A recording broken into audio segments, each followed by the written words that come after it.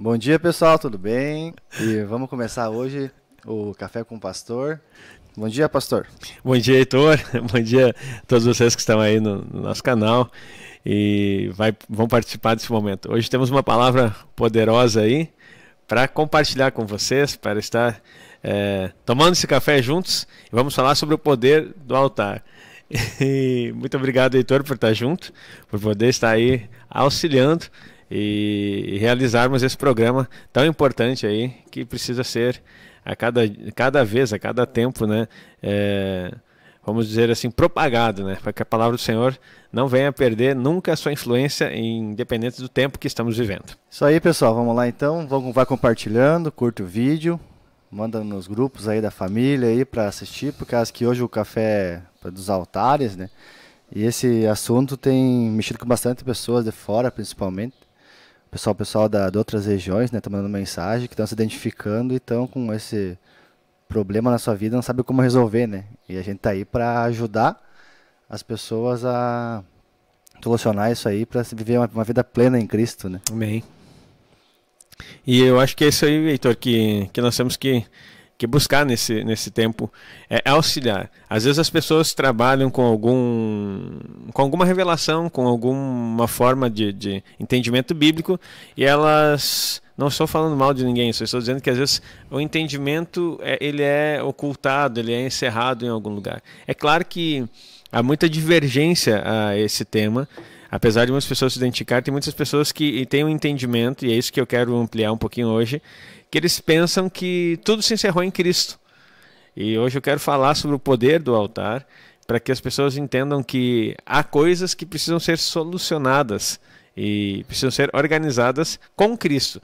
Porque não é o que Cristo fez que tem o poder em si, sem a aplicação na nossa vida. Porque se Cristo tivesse morrido por nós e resolvido toda a situação, não precisava nem pregar o Evangelho. Sim. Porque daí ele resolveria todas as situações, o mundo todo seria salvo. Não, porque... e se tivesse já resolvido tudo, não teria pecado dentro da igreja, problemas dentro da igreja. O mesmo problema que tem no mundo continua na igreja. Por quê? Por causa que existem altares que não foram quebrados, né? A pessoa carrega isso, né? Exatamente. E aí, então, generalizar e colocar uma soberania resolutiva no altar sem influência humana é um erro. Porque é necessário crer, é necessário receber e é necessário viver. Então, para que o efeito da cruz de Cristo... eu lembro que eu dizia isso... numa das ministrações no encontro com Deus, né? Ou nós tomamos a cruz de Cristo, né? Ou vivemos os efeitos da cruz de Cristo, ou tornamos a cruz como se não tivesse tido efeitos, né? Então, ou nós vivemos os efeitos da cruz de Cristo, ou tornamos a cruz de Cristo como se não tivesse tido efeitos. Então, o detalhe é esse: não basta saber que ele foi crucificado se eu não aplico o sangue de Jesus na minha vida. Então, e vou falar hoje sobre isso também, Heitor. O que é o altar, né? Porque às vezes as pessoas ficam achando que agora nós temos que montar um outro altar. Nós temos que saber o que é o altar agora. E na sequência desse tempo aqui, desse café, eu quero falar também na próxima, já vou adiantar a próxima semana, sobre o poder do sacrifício. Então, falamos do poder do altar hoje, vamos falar. E na semana que vem vamos falar sobre o poder do sacrifício no altar. Então, nós temos que entender o que é isso, para que as pessoas possam adquirir todos os benefícios, receber, porque já foi adquirido, já foi por Cristo, receber todos os benefícios da cruz de Cristo e daquilo que Ele nos proporcionou. Amém, amém. Não, esse assunto é muito bom, e até para as pessoas aprenderem, por causa que na igreja, como o senhor falou, não é muito falado esse assunto, e daí o pessoal por não compreender, nunca ouviu falar, acha que é heresia, acha que é besteira, né? Só que daí não busca resolver, achar o porquê aquele problema não sai da vida, né? Daí acha que não, claro, o sangue de Jesus, o pessoal coloca muito o sangue de Jesus, esse que é a chave, né? Exato. Mas tem toda uma forma para quebrar. E não que o sangue de Jesus não seja o suficiente, né, Heitor? Sim. Mas eu digo assim, às vezes tu está colocando o sangue de Jesus várias vezes, sim, mas está colocando o sangue de Jesus no lugar errado. Então, assim, o sangue de Jesus tem poder? Tem, mas aplicado no lugar certo. Sim, então a chave seria, primeiramente, identificar o altar, para depois vir toda a sequência de colocar o sangue no local certo, né?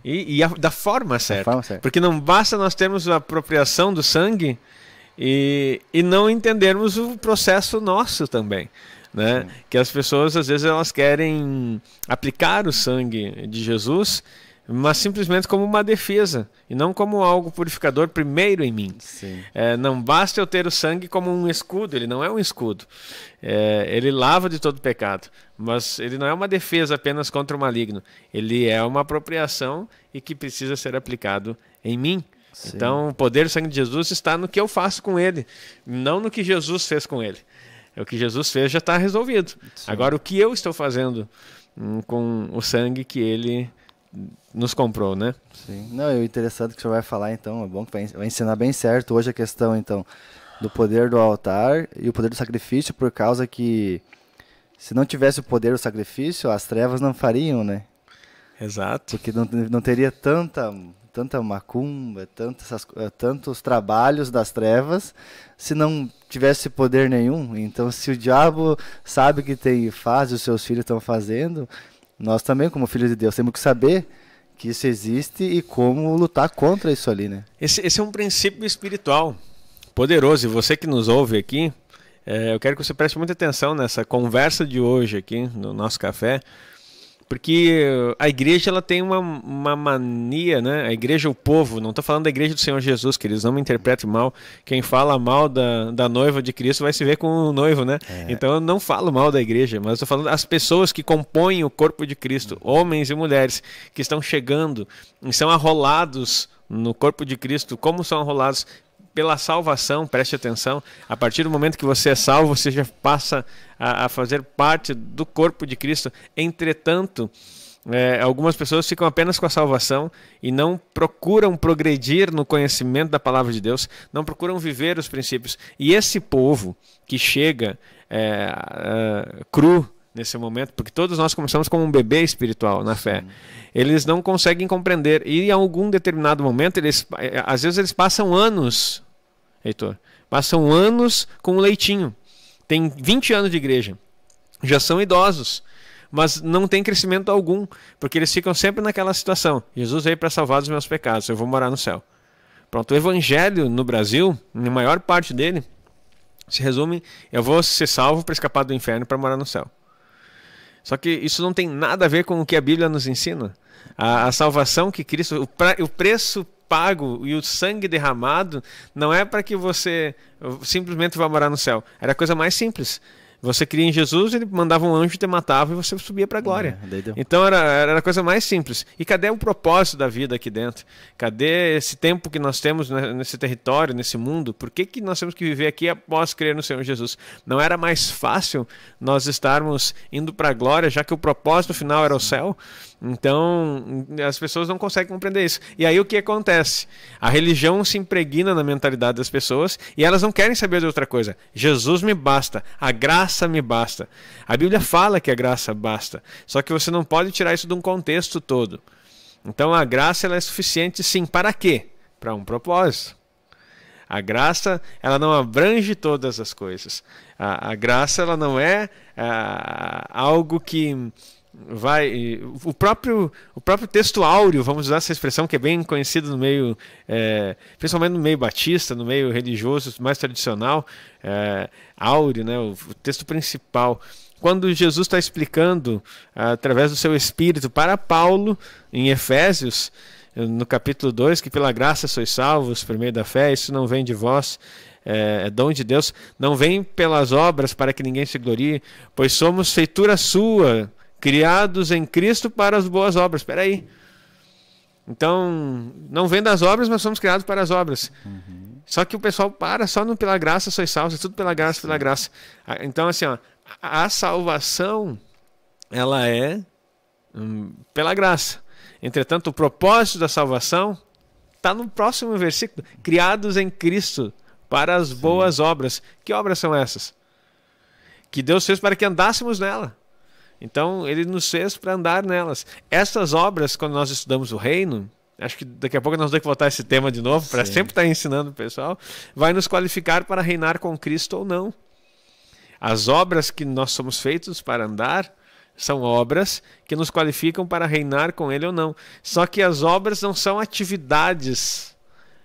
As boas obras não são apenas atividades mecânicas ou assistencialismo ou caridade, como as pessoas pensam. Quando as pessoas embarcam vamos dizer, entram nesse barquinho, elas vão se perder no mar da vida, porque elas vão querer sempre estar fazendo algo para alguém e no fundo parece que o que eles fazem é o que garante alguma coisa. E não é.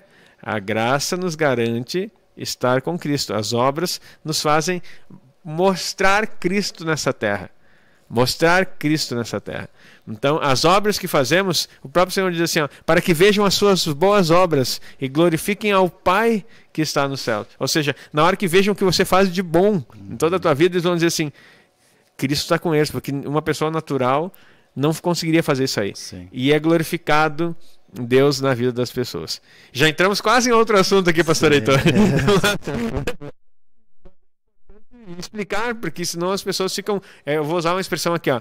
A própria igreja demoniza por falta de entendimento.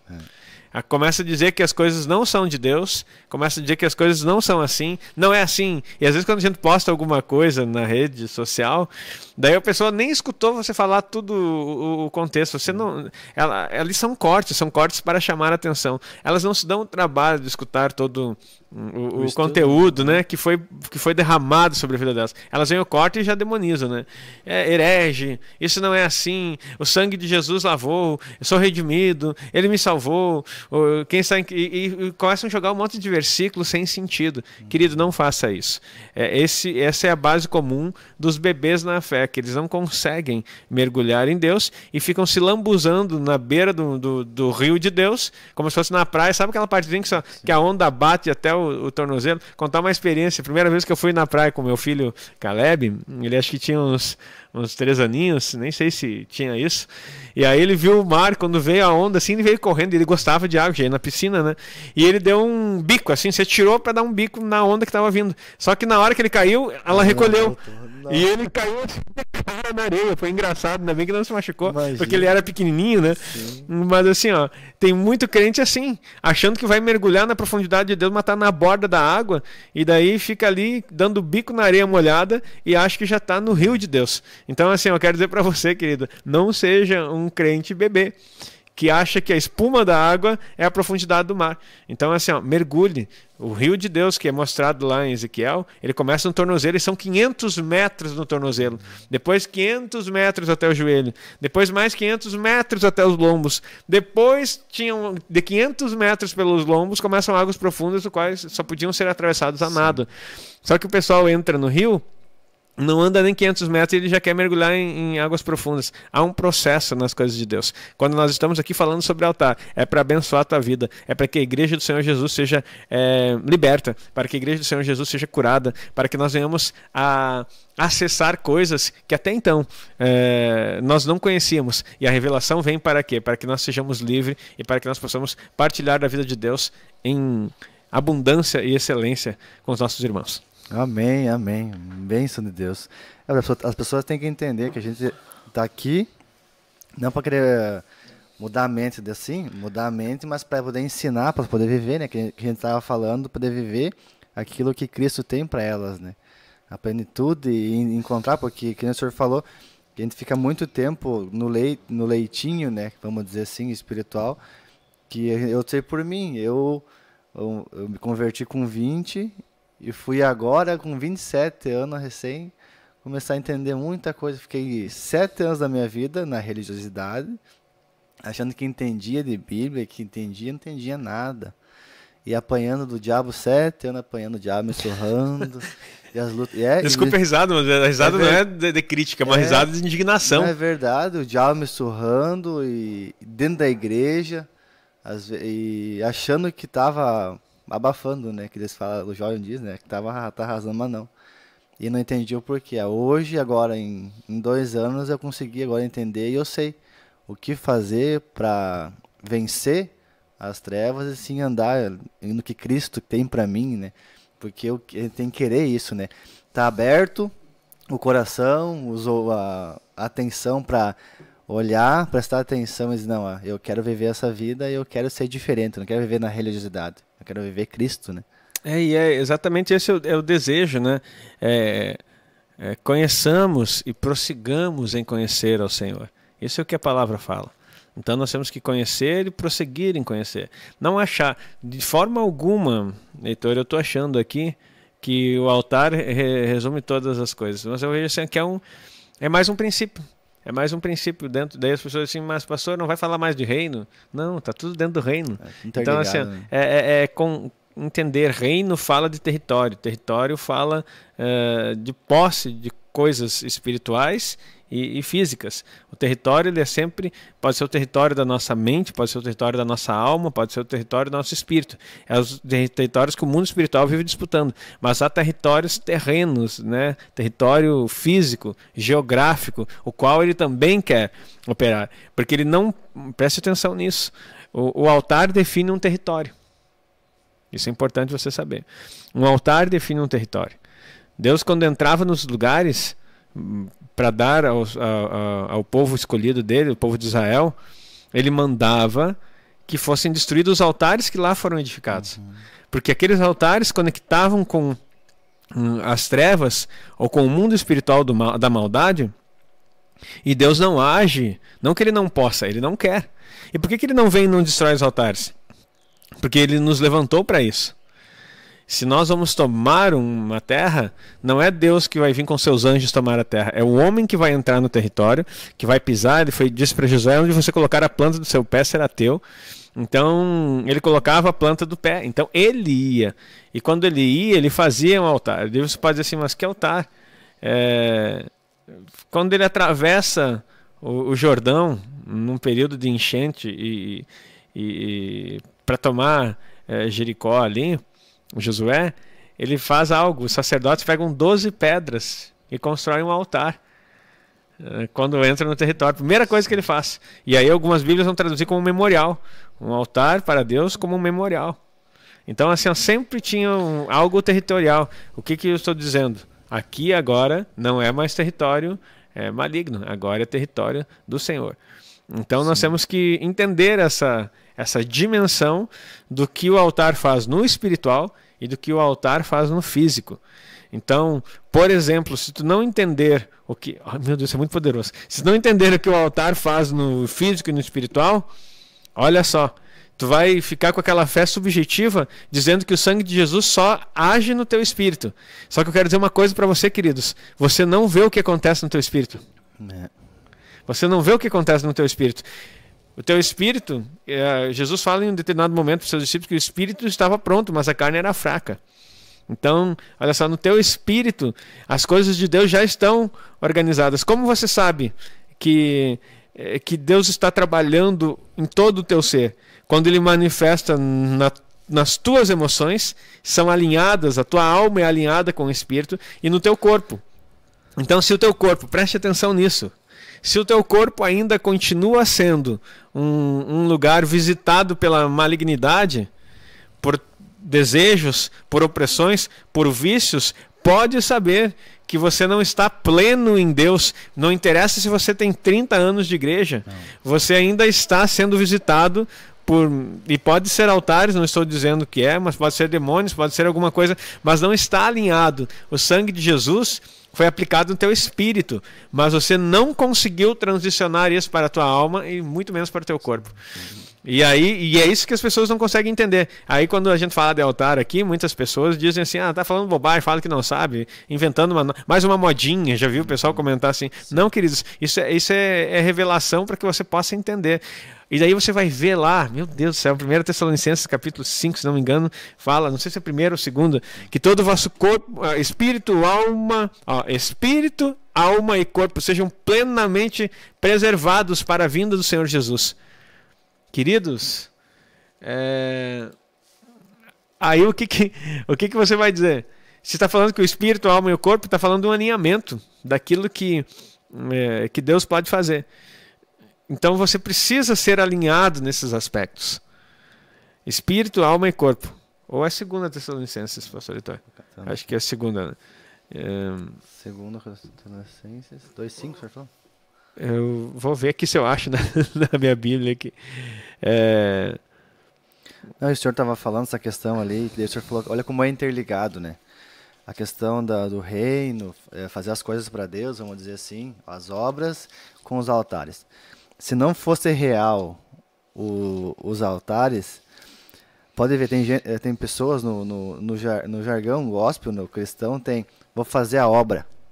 Daí faz 30 anos a obra, daí lá com 40 anos cai em adultério, cai na pornografia, ou tá cansado daquela vida ali e larga tudo para sair da igreja. Daí que adiantou, obra, fiz a obra, e daí veio uma rasteira e te derrubou.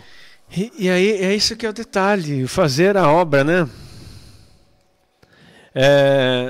Nós queremos fazer obra? Deus nos chamou para fazer alguma obra? Ou nos chamou para viver a sua obra feita e consumada? O problema é que o crente está querendo fazer alguma coisa para Deus e está esquecendo que Deus já fez tudo.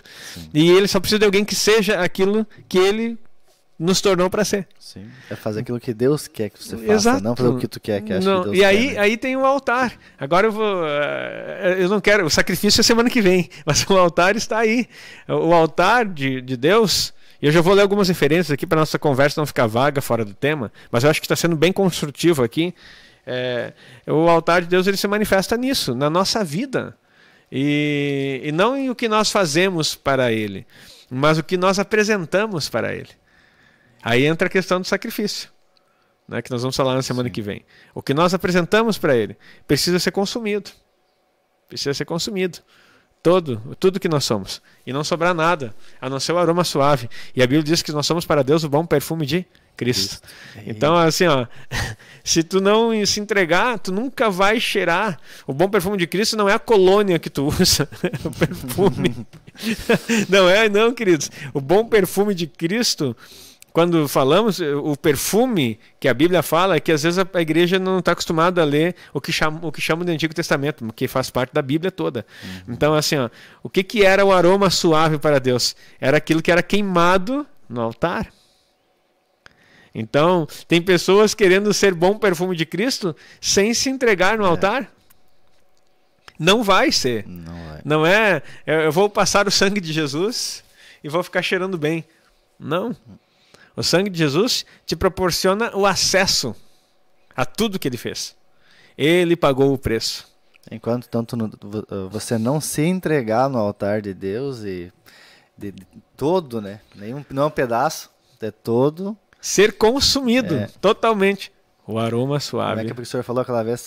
Saía só a cinza e a cinza tinha que ser retirada ainda porque lá não prestava. Exatamente. Nem a cinza se aproveita, queridos. Olha, aqui achei. Eu estava no 5,16, 5,23. Então eu falei que o 16 é regozijai-vos sempre, daí orai sem cessar 17. Então olha lá. O mesmo Deus de paz vos santifique em tudo. Santificar, separar em tudo, e todo o vosso espírito, alma e corpo sejam plenamente conservados irrepreensíveis para a vinda do nosso Senhor Jesus. Fiel é o que vos chama, o qual também o fará. Quem vai fazer? Ele. E você o que faz? Se entrega para que Ele faça. Não é você que se santifica, queridos. E o mesmo Deus de paz vos santifique. Ele vai santificar você. Mas para que Ele santifique, você precisa se entregar. E já estamos entrando no outro assunto aqui. Mas glória a Deus. Eu quero só ver o pessoal que está ali. Tem alguém aqui. Seja muito bem-vindo. Você que está conosco assistindo, que Deus abençoe a sua vida. É muito bom estar com você aí. Continue compartilhando, já vai curtindo essa live, esse podcast, na verdade. E que você possa estar junto. Obrigado, já está colocado lá. Então você pode anotar os versículos também. Queridos, é muito importante isso aqui, falar sobre altares. E pessoas têm... Pastor Heitor, nós vamos fazer um seminário muito em breve. Agora tem toda essa correria aí de final de ano, mas nós temos que organizar um seminário sobre um treinamento sobre altares. Que a gente faça aqui ao vivo, na nossa casa, aqui no templo da igreja ali, onde a gente possa oferecer para as pessoas uma imersão, um final de semana, um seminário, alguma coisa assim, para que elas possam ter uma experiência também de estar conosco nisso. Porque às vezes falar só aqui as pessoas escutam uma vez Sim. e não sabem, elas ficam meio perdidas em como agir dessa forma. Então, tribunais celestiais, nós precisamos entrar nesse assunto e fazer isso aí. E trazer o pessoal para cá. Assim, a gente tem sido procurado. Esses dias uma pessoa de Minas Gerais pediu ajuda aqui para nós. Mas eu não sabia que ela era de Minas. Assim, pastor, eu preciso conversar, nós temos que fazer alguma coisa. Me ajuda. E daí eu disse assim, da onde você é? Minas Gerais. Esse dia era de Sergipe, né? Rio de Janeiro, São Paulo, o pessoal pedindo ajuda aí para nós, por causa da importância do assunto. Queridos, quando eu estou falando isso aqui, eu não estou falando aqui para querer tornar relevante alguma coisa, eu só estou falando do que nós precisamos como igreja acessar, viver e ajudar. Sim. E o mundo está doente, pastor. Essa questão, o mundo tem essas doenças e vão procurar em lugares errados. É assim que a igreja tinha que curar, ajudar a curar. Exatamente. Por causa que eu vejo, as trevas estão criando formas para ajudar o pessoal, mas cobrando um preço. E assim que Deus de graça, é só você querer a vida dele, né? Que eu vi uma mulher esse dia falou para mim que ela não entendia que a família inteira dela estava se divorciando. Foi a avó, daí foi a mãe, daí as irmãs, tudo vindo com divórcio na vida. Ela não entendia o porquê daquilo na vida dela. Com certeza é um altar, né? Só que ela não é da igreja, então ela não entende. Se a igreja aprender isso e viver isso, imagina o que fazer na vida das pessoas que estão precisando. Né? E uma coisa importantíssima isso, pastor Heitor, que está falando aqui comigo hoje, e essa declaração tua, porque as pessoas imaginam que discernimento espiritual é uma mágica. É claro que o discernimento espiritual que nós temos é um dom de discernimento de espíritos, às vezes você vai perceber, mas eu quero dizer para você, Deus dá para nós, através dessa palavra, formas de olhar, de averiguar. Tem um livro que não tem nada a ver com a Bíblia, mas que a gente precisa entender também. Tem um livro que ele chamado O Corpo Fala, não sei se alguém já leu, mas o corpo denuncia, a fala denuncia. E você pode dizer assim, não, mas isso é humanismo. Claro que tem um humanismo metido nisso, só que tudo que a igreja não se apropria, preste atenção, tudo que a igreja não se apropria, o humanismo, o século, esse mundo toma para si. Porque as coisas estão dadas para nós. E o pessoal não consegue entender que poderiam se apropriar das coisas de Deus. Por exemplo, olha só, esses dias falava com o meu filho sobre isso, conversando com o Caleb. E eu disse para ele assim, filho, nós temos que ter uma linguagem propícia ao reino. Às vezes na escola eles pegam uma gíria, ele não está falando palavrão, nem coisa ruim nenhuma, graças a Deus.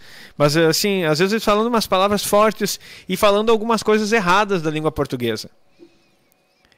Eu prezo, não sou perfeito, queridos, erro, tropeço com a língua às vezes. Para quem não sabe, eu na minha infância eu fui até gago. Eu tive que frequentar fonoaudióloga, né, por causa da gagueira que eu tinha. Eu nunca imaginava que eu ia falar com a fluência que eu falo hoje em dia. Então é bênção de Deus na minha vida. Então não era aquela gagueira do gago em si, mas quando eu ia ler, quando eu ia escrever, falar em público, meu Deus. Então, o meu filho, dentre as coisas, o que eu corrigi ele na fala dele é falar 10. Ele diz assim, filho, não existe 10, é 10, não tem o i na palavra. E daí tinha outras palavras, assim, meio esse coloquial de comunidades, assim, sabe? Nós, essas coisas assim. E não tem nenhum problema, isso é uma linguagem não culta, que é admitida no nosso Brasil. Mas identifica comunidades, identifica ambientes onde você vive. Daí eu disse para ele assim, meu filho, você não vive nesse local. Aqui dentro da nossa casa... A minha filha tinha 3 anos e falava corretamente os S's, inclusive, que o gaúcho ele tem muito esse costume de falar, vou lavar as mãos. Não, vou lavar as mãos. Vou lavar as mãos, vou lavar o pé. Então, assim, de tirar os S's. Eu fui pro Paraná, voltei, e daí eu me dá 5 pães, e a mulher... Pães? Ninguém fala pães. É pão, dá 5 pães. Pão cacetinho.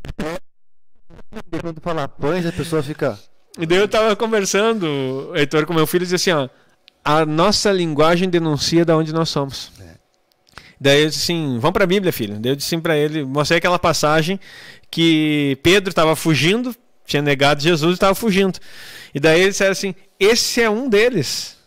Ele estava com... Não, mulher, não sei. E daí saía, de repente, um deles diz assim, você estava com ele. O seu jeito de falar te denuncia. E Deus disse assim, meu Deus, eu estou ensinando meu filho a dizer assim, ó, a forma como nós falamos e nos comunicamos denuncia quem nós somos. Então nós precisamos ter a linguagem daquilo que nós estamos vivendo. Nós precisamos saber qual é, o que está mostrando na nossa vida, o que está sendo denunciado na nossa fala, no nosso jeito de ser. E aí falando, né, eu estava falando do corpo fala, estava falando da linguagem, a linguagem denuncia. Então a pessoa ela carrega quem está, preste atenção nisso, quem está cativo por um altar, a sua linguagem denuncia. A pessoa que é pessimista demais na fala e que pode falar a bênção, que daqui a pouco ela fala a maldição, tem altar na vida dela. Se ela sempre desmente, se ela assim, parece que dá um passo para frente e um passo para trás. Então o que está fazendo? Está estagnado. O altar ela faz isso, a linguagem denuncia. E daí as pessoas podem dizer assim, vou vigiar minha boca. Vigiar a boca não basta. Porque a nossa vigilância não atende todos os preceitos que Deus tem para nós. Nós precisamos entregar a Ele, no altar do Senhor. Senhor, a minha boca é tua. Então, quanto mais você tentar fazer redomas ao seu redor de proteção da sua própria força, você está sendo legalista. E você vai errar numa coisa e vai ser culpado em todas as outras. Isso era a lei. A lei mostrava para o homem o seu pecado. E para que ele entendesse e dissesse, eu não consigo. E daí no momento que ele dizia, eu não consigo, Deus veio com a sua graça. Mesmo no Antigo Testamento. A graça, a manifestação da graça plena está em Cristo. Mas Deus já manifestou a graça lá no primeiro momento. A primeira manifestação da graça foi quando Adão pecou. E Deus olha para ele, procurando ele, e diz assim, Adão, onde estás? Graça, porque se o pecado nos faz separação entre nós e Deus, quem busca o homem sempre é Deus. Aliás, quem busca o homem é Deus, não o homem que busca Deus. Adão fugiu, Deus foi atrás, graça. Então não me venha dizer que não tem graça no Antigo Testamento. Não tem graça ouvir você falar da graça sem entender nada. Isso não tem graça. Então assim, as pessoas não entendem a Bíblia e aí querem ser mestre umas das outras. Sim. Então, queridos, aqui não é soberba de forma alguma, mas eu quero que a igreja do Senhor Jesus amadureça e entenda os princípios. E pastor, que tudo isso tem a ver com o altar. Nós estamos falando já de um altar.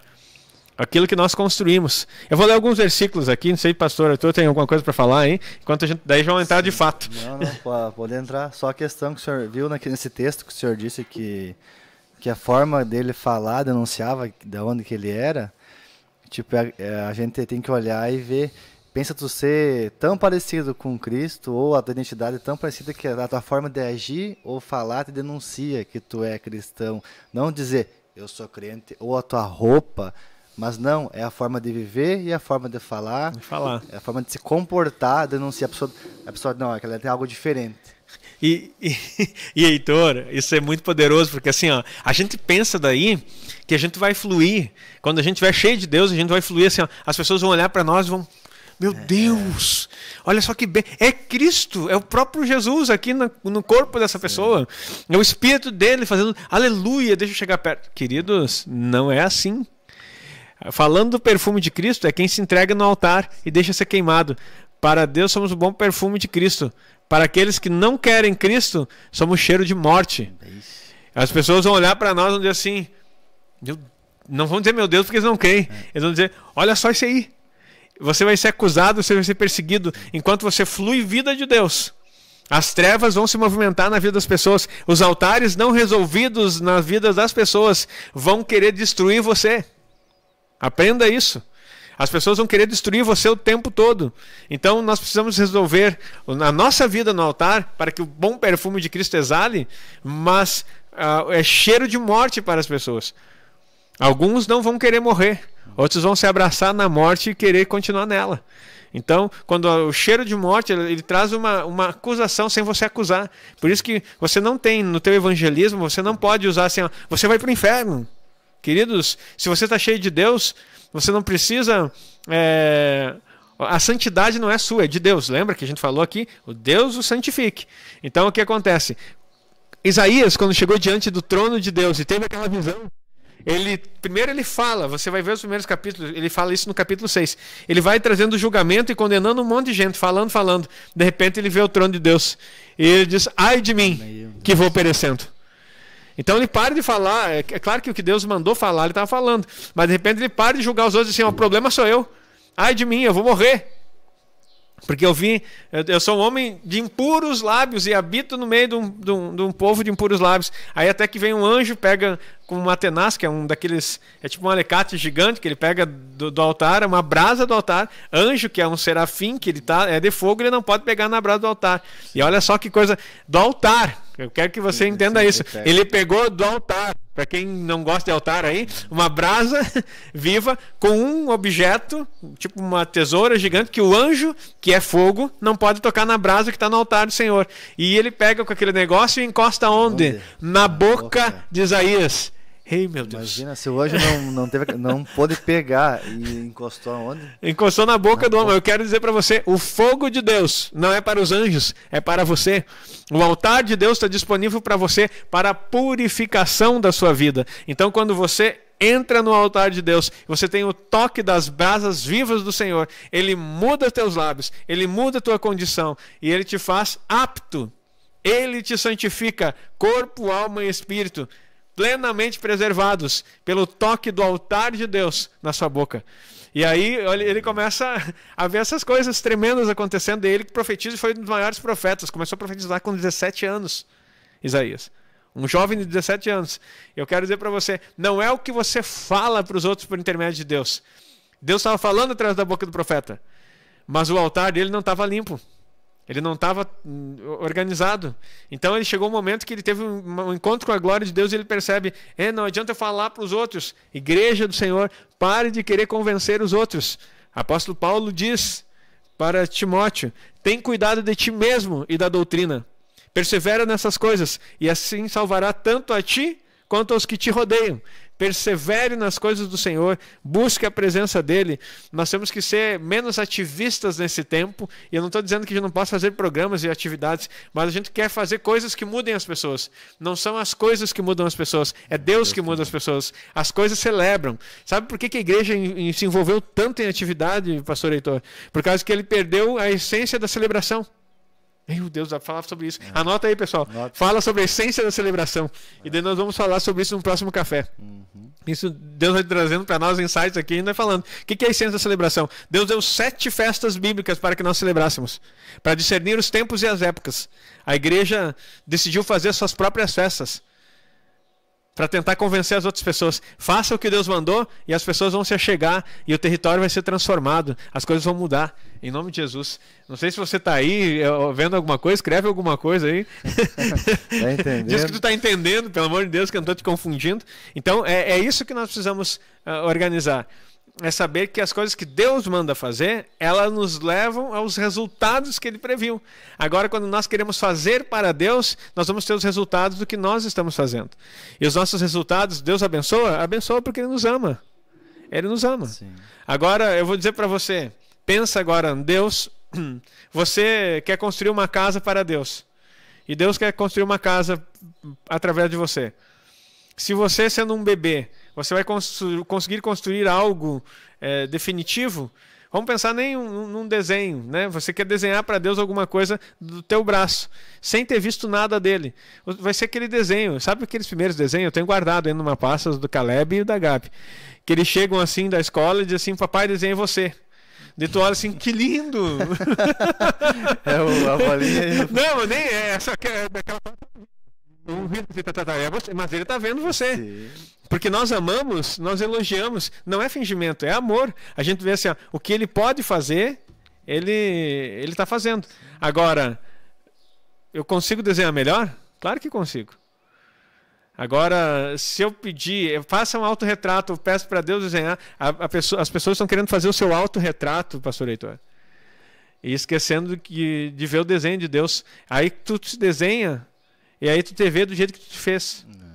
Só que Deus tem uma outra percepção a teu respeito. E assim são as coisas de Deus sobre nós. Nós não precisamos saber o que nós pensamos de nós mesmos ou a respeito dos outros. Nós temos que saber o que Deus pensa a nosso respeito, isso é identidade, e o que Ele pensa a respeito dos outros. Então, quando nós olharmos o que Deus pensa a respeito dos outros e vermos o desenho original dele, nós vamos nos encantar com o que Ele enxerga. E nós vamos ver que tem muito amor ali, que através de nós precisa fluir nas outras pessoas.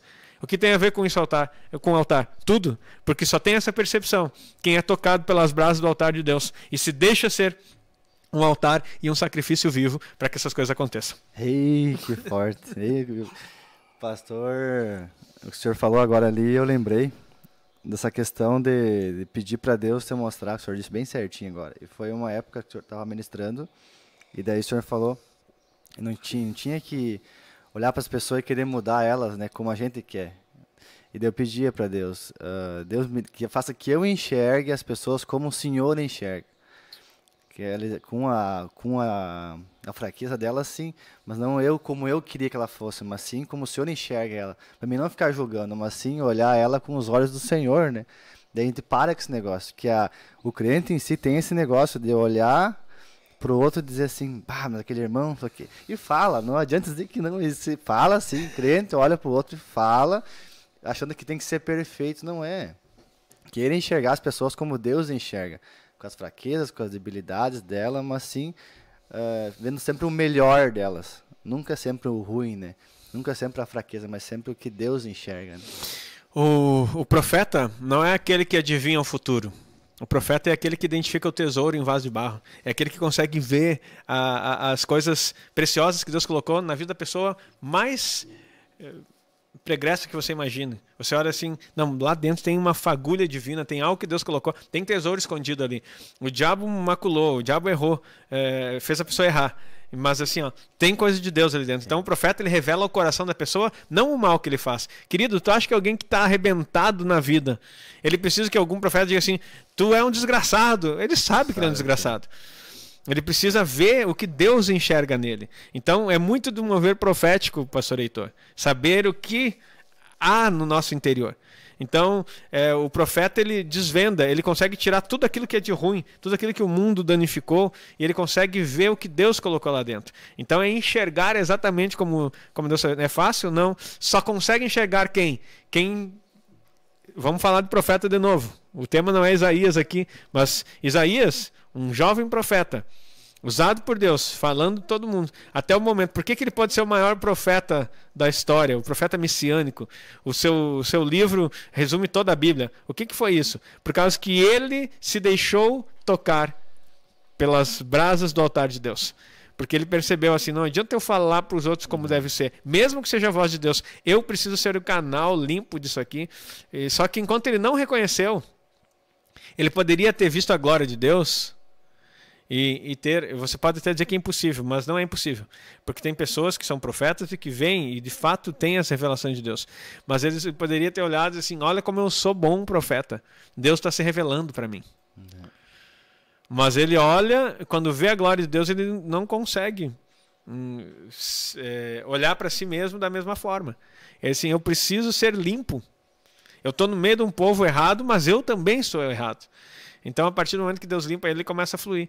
Então, é assim que nós precisamos perceber. A palavra profética começa com um altar limpo pelo Senhor. E aí nós conseguimos tirar de dentro da sujeira o tesouro que Deus escondeu na vida de cada pessoa. Sim.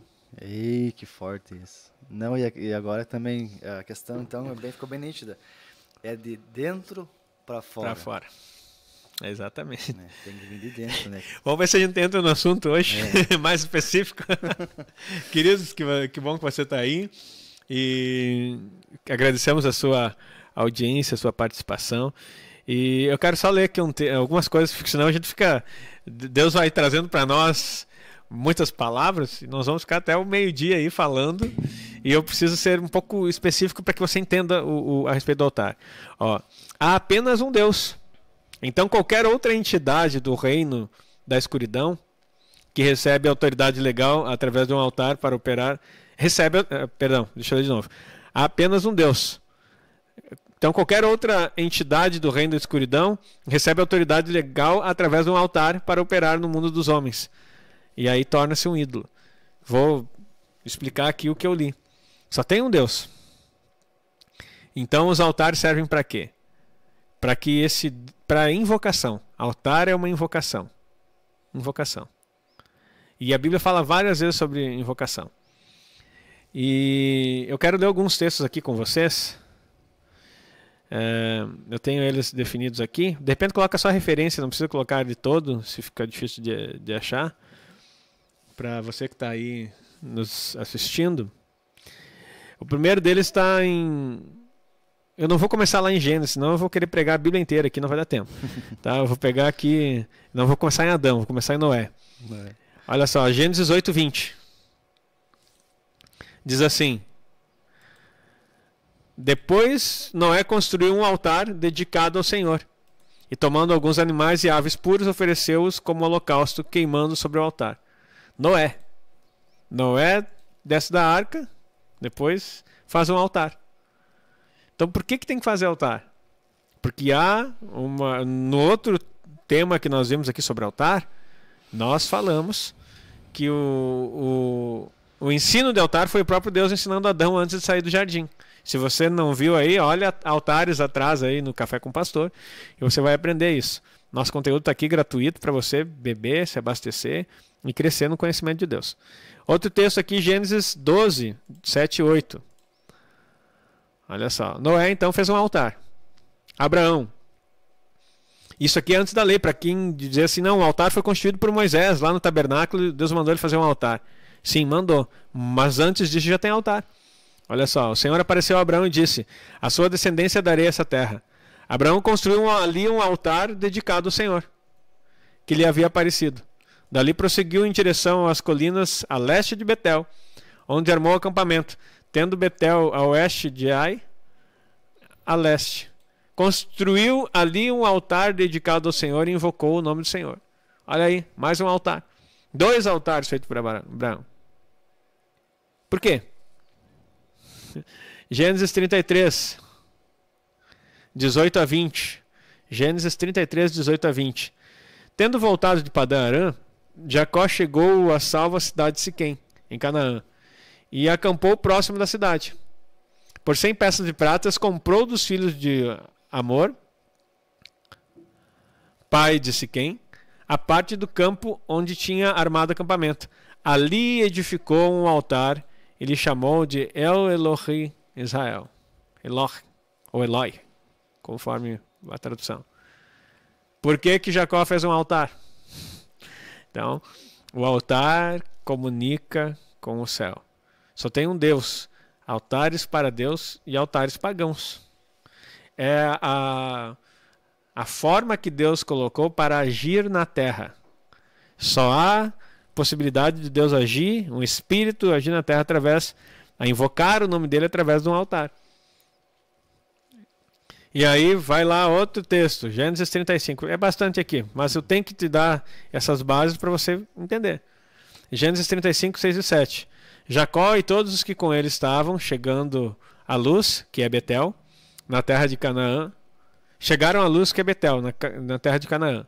Nesse lugar construiu um altar e lhe deu o nome de El Betel, porque ali Deus havia se revelado a ele, quando fugia do seu irmão. Construiu um altar. Olha só, daí você pode dizer para mim assim, peraí, mas Abraão, Deus falou com Abraão antes de fazer um altar, então não é necessário um altar para que Deus fale com o homem. Não. Mas o altar envolve adoração. Deus se revelar ao homem, aqui você vê, Deus falou com ele ali. Então Deus falou comigo, eu vou fazer um altar para invocar. Deus falar com você, preste atenção. Deus falar com você, ele é Deus. Ele pode falar com você a hora que quiser. Agora, a situação do altar ser feito é a manifestação de Deus. Aí está invocar, é trazer ele para agir. Um altar é feito de terra ou pedra não lavrada, não trabalhada. Deus mandou fazer assim. O que está dizendo? Agora, eu falo contigo, posso falar. E fala, agora o altar precisa ser construído, admitido, administrado para que eu manifeste na terra. Sem altar, não há manifestação de Deus. Deus vai dizer, pronto, eu sabia que esse pastor ia falar uma heresia. Queridos, qual é o maior altar construído até hoje? A cruz. Apesar dela não ser um símbolo, vamos dizer assim, de redenção, de um símbolo, vamos dizer assim, eclesiástico, apesar de ser usado, ela é um símbolo de maldição, porque a Bíblia diz maldito aquele que foi pendurado no madeiro. Então, eu sempre falo, desde que estudei e aprendi sobre isso, que a cruz foi a forma em que foi morto Jesus. Então, venerar a cruz como se fosse algo sublime é pegar o instrumento de morte do Filho de Deus e reverenciar. Então, é como se vamos pensar assim, só para ser dramático aqui, mas para fixar, a gente tem que ser dramático. Você é um pai, e aí acontece que Deus nos livre disso, mas é um exemplo aqui. Acontece uma desgraça de um filho ser atropelado. Aí você vai pegar e morrer. Eu vou de Deus porque Deus mandou lá no Antigo Testamento, né? Aqui mais adiante, que fizesse um altar e entregasse cordeiro ali. Então a cruz é o altar onde o Filho de Deus foi entregue. E a partir desse altar nós nos apropriamos de todas as coisas. Não precisa mais construir altar como Abraão, mas agora a essência do altar, o princípio do altar não mudou. Amém? Espero que você está entendendo. O princípio do altar não mudou. Um altar foi oferecido de uma vez por todas. Eu não preciso mais construir altar, Heitor. Eu não preciso mais construir nada que simbolize isso. Mas eu me aproprio do efeito desse altar que produziu o sangue de Jesus na cruz e deposito ele na minha vida. E aí, com esse sangue, eu destruo altares, porque a parte do ocultismo e das trevas não teve Cristo. Por isso as pessoas não conseguem entender. Por que ainda existe altar, pastor? Porque eles não tiveram Cristo. O que comunica com a terra, altar. Qual foi o altar único e definitivo que trouxe para nós a libertação e a manifestação de Deus? Cristo, o Cordeiro de Deus que tira o pecado do mundo.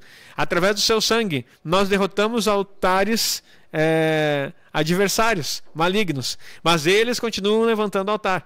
Hoje nós falamos em levantar um altar para Deus. Essa expressão não é errada, mas não é a mais correta. Hoje nós levantamos tronos para Deus. Então, nós não trabalhamos a partir de altares mais. Nós nos apropriamos do único e definitivo altar, o sangue de Jesus como cordeiro na cruz. Amém? Espero que você está muito claro isso aqui. Pelo menos para mim está. Escreve isso se você está entendendo, por favor. Coloca isso se está claro para você. Então nós nos apropriamos do único altar, Jesus, o sangue de Jesus. Mas altares malignos continuam sendo feitos. E daí você vai dizer assim, mas pastor, então o altar de Cristo resolve tudo. Porque os altares malignos é superior o que Cristo fez aos demais altares. Será? Será que resolve tudo? É isso que é a nossa conversa, é a dinâmica do que nós precisamos entender aqui. E deixa eu tomar um gole de café aqui. Não, e essa questão dos altares, o senhor disse que tudo espiritual muda, né? Por que alguns países, então, que lá é mais difícil, vamos dizer assim, ser um pastor, ter muitas trevas, porque foi muitos altares levantados lá, e o acesso aos espíritos malignos é mais fácil, porque é altar, atrás de altar, é geração, daí de geração, sacrificando para o Deus deles, e é mais fácil o acesso a... Sim, quanto mais tempo você fica, quanto mais... assim, ó, um altar é legitimado. Lembra que eu comecei explicando aqui sobre o território? Parecia que a gente estava conversando aleatório. Não estávamos numa conversa aleatória, eu estava explicando dimensões espirituais. Então, lembra que o altar ele tem espiritual, influência espiritual e influência terrena. Quando eu consagro um altar em um determinado lugar, e você não vai aprender isso, quer dizer, você pode aprender isso, não vai porque não vou ensinar agora. Mas assim, existem símbolos na tua cidade que são altares. As pessoas não sabem, mas existem símbolos, vários símbolos, obeliscos, estátuas, desenhos em praças, desenhos em vários lugares, que são altares definidos na cidade, e as pessoas não fazem ideia. Por que que esses altares estão ali? São altares que marcam território, para que Satanás possa agir. Levantados por quem? Por ciências ocultas, por ocultismo e pelo poder das trevas. E tem pessoas que cultuam. E a gente acha, tem gente que acha a coisa mais linda ainda. Vira, vou dizer para você, existem altares que são pontos turísticos na cidade e as pessoas não fazem ideia.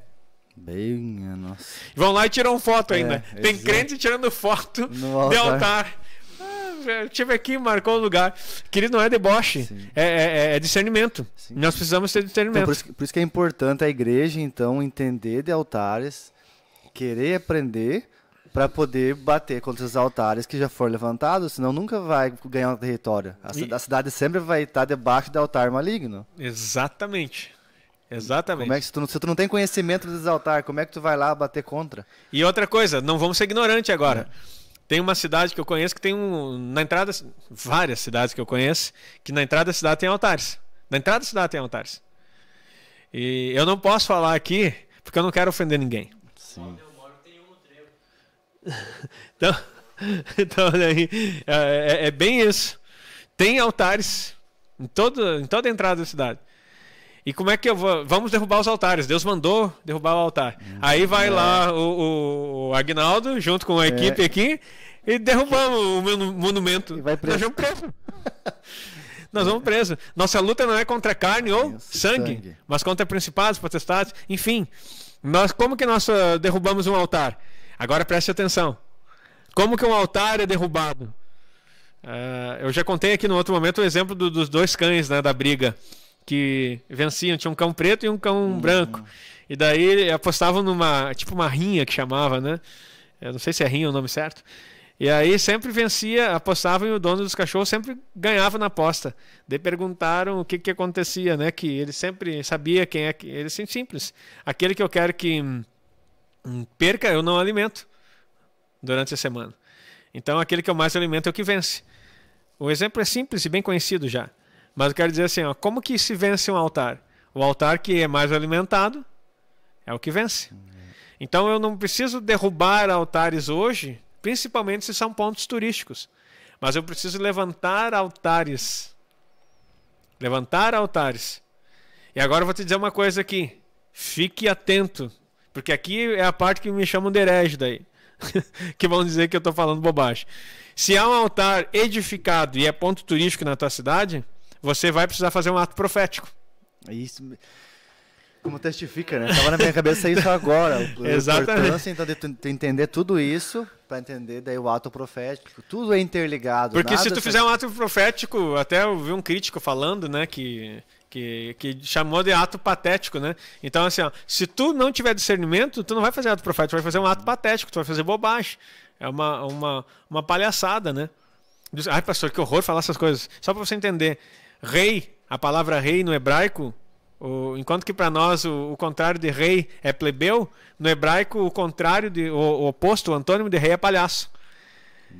Porque você vira duas palavras, as primeiras duas, são 3 letras que escreve rei. Melech, ou Melech na tradução para nós. E no hebraico, invertendo as 2 primeiras letras, a palavra é palhaço. Então, assim, quando se torna um ato profético, se torna um ato patético. Quando você não tem instrução do que é reino na sua vida. Quando você não tem instrução do que é a vontade de Deus. As 3 palavras que formam a palavra rei no hebraico, elas significam partes que é mente, coração, que vem as emoções, razão, coração e ação. Que é fígado, a última letra simboliza fígado. Cada letra no hebraico tem um símbolo. E daí essas 3 partes formam a palavra rei. Então o rei, o reino, nós somos feitos sacerdócio e reino. Isso é poderoso demais, querido. Nós somos feitos sacerdócio e reis para Deus. Está lá em Apocalipse capítulo 5. Então o rei ele tem mente, coração e ação. Ele pensa primeiro, depois ele controla suas emoções e age. O palhaço é o contrário, ele tem emoção, e daí a razão está mais ou menos e ele age. Ele age pela emoção, não compreendendo a razão e faz bobagem. Então, olha só, O ato profético se torna ato patético quando você está agindo pela emoção, no impulso, louco, tu vai e faz e pronto, só porque eu quero fazer. E sabe o que acontece? Nada. Por isso, então, que muitas pessoas, quando tem um ato profético na sua igreja, ou o pastor dá uma direção, alguém fala, até na internet, vai lá, vai lá fazer isso aqui. E tu vai lá sem entender, faz, eu faço e não dá certo, eu faço e não dá certo, porque tu não entendeu, tu nem entendeu aqui dentro, e daí tu já quer fazer uma coisa que bateu aqui, já quer na ação. Exatamente. Se tu não compreende, se você não vive, se você não... Queridos, eu acho que isso aqui... esse momento está virando uma aula isso aqui já. Então assim, isso aqui é precioso demais para entregar na tua vida. Você precisa entender, não imita. Ato profético não é imitação, não é porque alguém fez lá, é direção de Deus. E segundo os altares que estão na tua cidade, tu não pode querer fazer um ato profético imitando o que está lá em São Paulo, porque lá é outra coisa, é outro território, é outro principado. Sim. É outra região. Então o Espírito Santo nos direciona dentro de cada lugar, entender o que é. Então não adianta querer quebrar os postes ídolos, os altares edificados. Nós temos que fazer atos proféticos. E aí construir altares. Agora, como fazemos esses altares? Eu não vou dar receita aqui, porque eu não posso fazer isso. Seria imaturo e erro meu. Dizer assim, agora vai lá, pega 12 pedras, empilha em um lugar e derrama óleo. Isso vai depender de cada lugar. Você tem que entender, tem coisas que Deus sinaliza. Onde que estão os altares malignos? Isso é uma dica que eu posso te dar. Você aprendeu a identificar o altar maligno? Aonde eles estão nessa cidade? Estão nos lugares altos. Você vai ter que achar um lugar mais alto. E fazer um ato profético no lugar mais alto de onde ele está. Ato profético. Mas não adianta nada tu ir lá, dar um exemplo aqui, juntar pedras e fazer um altar lá e pronto, é resolvido. Não. Tem oração, tem todo um processo, tem todo um discernimento espiritual. Deus tem que falar no teu coração mesmo. O Espírito Santo vai te mostrar. Nem adianta eu falar, é que nem eu dizer assim, vamos dizer que tem alguém da cidade que eu estou falando, de alguma cidade que tem aí como pórtico, no trevo, ou seja, no centro da cidade. Eu ouvi o pastor Agnaldo falar, de no outro dia eles vão lá e fazem no lado um ato patético. Porque assim, o profético se move pelo Espírito. Aí você começa a orar. Primeiro de tudo, antes de destruir os altares edificados das trevas, destrua os que estão na sua vida. Purifica com a brasa do altar. Porque há muitas coisas que são repetidas. Nós fizemos aqui uma série de orações sobre o altar. E algumas pessoas ficaram um tanto quanto assim desanimadas, porque parecia que repetia tudo a mesma coisa. Assim, porque ninguém me falou, ninguém reclamou. Você via assim, no início, muita gente olhando as orações, acompanhando junto conosco. No final, já estava assim, de novo. Parece que tudo é a mesma coisa. Graças a Deus por aqueles que ficaram e todos que participaram. Mas quero dizer assim, o pessoal não entendeu a essência. Havia um treinamento para que você entendesse como agir. E não porque assim, o que as pessoas querem na internet? Que eu resolva o problema na hora. Não, o pastor vai orar para esse altar e acabou. Me manda a oração escrita aí que eu vou ler, pronto. Exatamente. Não. Me manda escrito que eu vou ler e resolve. Acabou. Aí ele lê de qualquer jeito, né? Ele tá lá jogado em cima da TV, com a TV ligada, comendo pipoca e vai lendo ali assim, Senhor, blá, blá, blá, pronto. Não é reza, queridos. Era uma reza. Não é uma reza. E não funciona assim. Então é um momento de consagração, é um momento teu, de intimidade, sem pressa. O Espírito Santo vai falar com você. Então olha só, olha o poder que o altar tem. Acho que nós estamos falando muito bem sobre isso. Então você pode identificar isso aí na sua vida. Deixa eu ler uma coisa aqui para você entender. Que é importante às vezes. Olha só. Então falamos que o altar superior é o que Cristo fez. E nós nos apropriamos dele. E hoje levantamos tronos de adoração. Tu entender esse altar, então, se tu compreender e pegar, se apropriar dele... Pronto. Pronto. Você tem o poder para destruir os demais. Sim. Começando pela sua vida. Começando pelas influências dos altares pagãos na sua vida, na sua geração. Sim. Identificar o que está acontecendo. Fazer a leitura. Ver a palavra. A linguagem identifica com o altar. Os erros sucessivos, como você falou, estão acontecendo. Então, assim, ó, é divórcio na família, é prostituição, é vício de pornografia, é bebida, o corpo dá sinais, exatamente. Então você começa a perceber isso. E não é aquela pessoa que está largada de qualquer forma. Queridos, um altar, ele representa alguém que está querendo ser liberto e não consegue. Sim. Não, e para não perder aqui, tipo assim, até a senhora disse na mente, as setas, que nem uma vez eu vi um pastor falando, se aquela pessoa que tem uma queda por criança, que é a pedofilia, falasse para alguém, identificasse que tem esse negócio nela lá no início, ela ia tratar aquilo ali e ia ser liberta. Mas o problema é que eles escondem e a seta vem e ela vai alimentando e vai ficando com aquilo e vai alimentando. Quando vê, não tem mais o que fazer. Eu sei que a pauta é complicada, mas eu esqueci seu nome, mas tem um doutor psiquiatra na internet falando a respeito disso.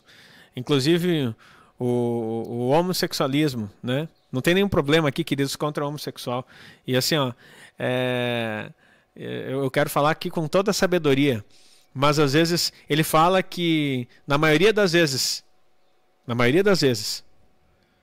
ele vem de um trauma, ele vem de alguma coisa atrás, né? Alguma coisa que aconteceu. Sim.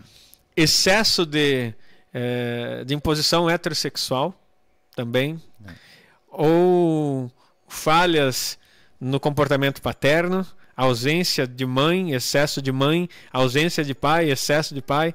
Então essas coisas também são um psiquiatra, não sou especialista na área, mas eu achei, minha esposa é psicóloga e nós escutamos essa semana esse estudo, né, desse doutor. Ele é um doutor em psiquiatria, doutor, né, doutor mesmo, com doutorado Sim. nessa área. E ele falando muito bem, ele tem um negócio de ajuda, me fugiu a palavra agora, assim, mas que ele presta atendimento para as pessoas que assim quiserem e que se sentem em algum momento mal por essa situação, né? Quem se sente bem, querido, seja feliz na sua vida. Mas o que eu estou dizendo assim, ó, que ele falou que vários atendimentos que ele teve, as pessoas tiveram um trauma, uma coisa difícil, algo que reprimiu. Às vezes o pai ele era muito machista, muito bruto e queria forçar. Sim. Olha, isso aqui é muito comum, estou falando de uma pauta delicada. Aqui no nosso estado, no Rio Grande do Sul, era comum ver, principalmente quando você estava no período do exército, você vê histórias dos colegas comentando que os pais eram tão macho, né, nesse lado assim de ser, que eles queriam iniciar a vida sexual dos filhos e levavam isso no prostíbulo.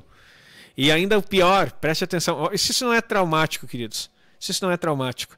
Então, às vezes, aí, por causa dessa experiência negativa, adolescentes, às vezes 12, 11 anos, eram levados para um prostíbulo, com mulheres que têm experiência de vida sexual e que, de certa forma, queridos, isso é um abuso. Você sabe que é um abuso. Então, olha o trauma que isso traz. Aí essas pessoas, por causa desse tipo de atitude, acontece. Outros, preste atenção nisso. Eu sei que é assuntos delicados aqui, mas a gente precisa falar. No interior, e não só aqui do Rio Grande do Sul, em vários lugares, filhos eram iniciados na sexualidade com animais, para perder a virgindade, para poder dizer que eram homens. E aí tinham relações sexuais com ovelhas, com cabras, com bichos nesse sentido. Queridos, tem relatos. Sim. Isso é muito terrível. Sim. Agora, olha a margem que está dando. É o excesso do desejo de que haja um homem, alguma coisa assim, ou aquela cobrança, você não faz assim, a criança chorava. Essa mulherzinha? Exatamente, parece uma mulherzinha. E todas essas coisas assim, ó. Onde é que você viu chorar? Homem não chora. Essa fala é muito comum aqui. Então é disso que eu estou falando. Não estou falando aqui do homossexualismo em si. Eu estou falando dos traumas que condicionam a pessoa, das agressões, da dramaticidade que se vive e que depois entram em choque aquilo que é a tua personalidade e até mesmo tange na sexualidade. Esse exemplo aí, as pessoas não contam. Não contam. E às vezes nós precisamos, porque elas se sentem o trauma, tudo aquilo que é sério, às vezes a intenção é o segredo. E eu vou dizer outra coisa mais terrível também. Às vezes havia abuso de familiares, de terceiros, às vezes da família. Não vou dizer o nome aqui do parentesco, mas abusavam das filhas. A mãe descobria e contava e falava com a filha: não conta isso para o teu pai. Ou ao contrário, não conta isso para tua mãe. Mantenha segredo, não fala isso, porque onde é que se viu, se descobrir, vai destruir a família. Olha como essas coisas são complicadas. Para manter a harmonia familiar, as crianças carregavam pesos de abuso. Isso aconteceu, queridos. Isso aconteceu muito. Então, olha só, o trauma dessas coisas. E quando está na mente e isso é trazido para fora, por que eu estou falando tanto dessas coisas? Caracteriza altar. Aí começou a construção de um altar. Vai passar. Há uma frase que eu li em livros, né? A gente estuda muito a respeito do aconselhamento pastoral. Então, o abusado abusa. Quem passa por um abuso, se não tratar, ele vai, num determinado momento da vida, abusar também. Ou ele se reprime tanto. E outras coisas vão acontecer. O assunto aqui é muito importante e delicado, mas estamos falando não das percepções e dos resultados. Estamos falando da origem dos altares. Por isso é importante olhar para trás e tentar identificar para quebrar isso, né? Porque para suas gerações da sua vida sair e as gerações para frente, filhos, netos, bisnetos, acaba isso ali encerrou. Por isso é importante conhecer os altares, então, entender o altar. E o poder do altar, que é o tema desse podcast aqui, é para você entender, olha o que ele faz. Deixa eu ler aqui o texto para vocês verem. Tem uma passagem lá em Números 22 que trata de um rei chamado Balaque, que ele contrata Balaão, que era um profeta. Ele contrata, só que ele era um profeta meio que mercenário. Enfim, não é a vida de Balaão que nós queremos falar aqui. Mas ele contrata para amaldiçoar o povo de Israel. E aí o que acontece? Olha só, Balaque sabia que os altares têm poder, então convidou alguém que poderia levantar um para amaldiçoar o povo de Israel. A primeira coisa que Balaão pediu a Balaque que fizesse altares para serem erguidos. Construa-me 7 altares para que tudo que eu disser contra a vida dessas pessoas aconteça. Então você vai ler a história ali, vai ser Números 22, 23 e 24, se não me engano. Até 24 vai falar sobre o que aconteceu. E ele pede 7 altares.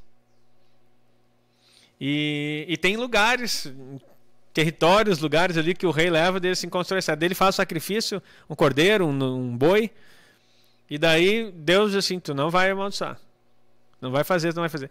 E ele pede 21 altares no total. São 3 lugares com 7 altares que ele vai. E no final Deus chega até aquele ponto que você conhece, que a mula de Balaão fala, porque Deus manda um anjo dele e ia matar Balaão, se a mula não tivesse visto, né? Porque Deus já tinha dito que não era para fazer, ele continuava fazendo.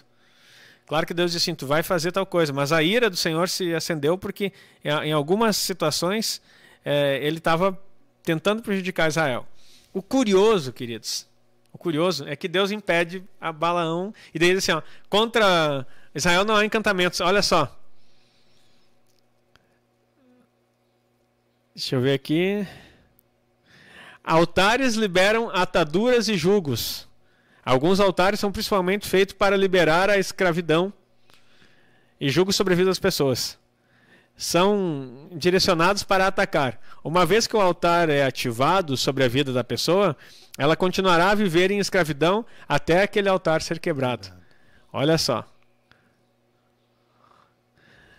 Se Deus não lhe ordenasse, a causa de Balaão, que não amaldiçoasse o povo, ele lançaria maldições sobre os filhos de Israel através dos altares. Uma maldição é qualquer palavra apoiada por poder ou autoridade para alcançar um determinado objetivo na vida de uma pessoa amaldiçoada. Então o altar ele tem autoridade. Quem faz um altar é uma autoridade, porque ele está ligado com o mundo espiritual. Sim. E Deus deu uma forma. Quem inventou o altar? Não foi o diabo, foi Deus. O diabo só copia e usa isso para o mal. O altar definitivo, você já entendeu, é Cristo, com o seu sangue vertido na cruz. Mas como é que o mundo espiritual do mal funciona? Eles não têm Cristo, vou repetir isso. Eles não tem alguém que morreu e liberou sobre eles uma autoridade. Então eles usam o princípio estabelecido. Porque Deus, quando faz um princípio, ele não destrói o princípio, ele está estabelecido. O último altar foi Cristo. O último altar foi Cristo. Pelo seu sangue, nós levantamos tronos de adoração, presença. Somos nós o sacrifício que se entrega. Vamos falar isso aí na próxima semana. Ó. Então, não podia ser amaldiçoado. Uma maldição é qualquer palavra, vou repetir, apoiada por poder ou autoridade para alcançar um determinado objetivo na vida de uma pessoa amaldiçoada. Exceto onde houver uma base legal, uma maldição não é apoiada por altar. Exceto onde houver uma base legal, uma maldição que não é apoiada por um altar não vai trabalhar contra a vida de uma pessoa. Olha só, não adianta fazer altares se não houver. Aí as pessoas piram quando eu falo em base legal. Meu Deus, mas como base legal, pastor? A cruz resolveu tudo. A palavra de Deus. Lá em Mateus 25, Jesus falando, aprenda. Ele diz assim, olha, se tu tiver alguma coisa, se tu vier no altar entregar a tua oferta, e tiver alguma coisa contra o teu irmão, deixe tua oferta no altar. O que Jesus está falando? Altar. Se reconcilia com ele. Reconcilia-te depressa com o teu adversário. Aí as pessoas não entenderam que ali houve uma vírgula, um ponto, uma nova sessão de conversa. Adversário, no grego, que está escrito, Mateus foi escrito em hebraico, é aquele que tem direito legal. Não está falando do teu irmão. Porque o nosso irmão nunca vai ser nosso adversário. Nós estamos falando de um povo oferecendo oferta no altar. E daí tu vai achar, tem gente que interpreta que o adversário é o teu irmão. Não, reconcilia-te depressa com o teu adversário enquanto estás com ele a caminho.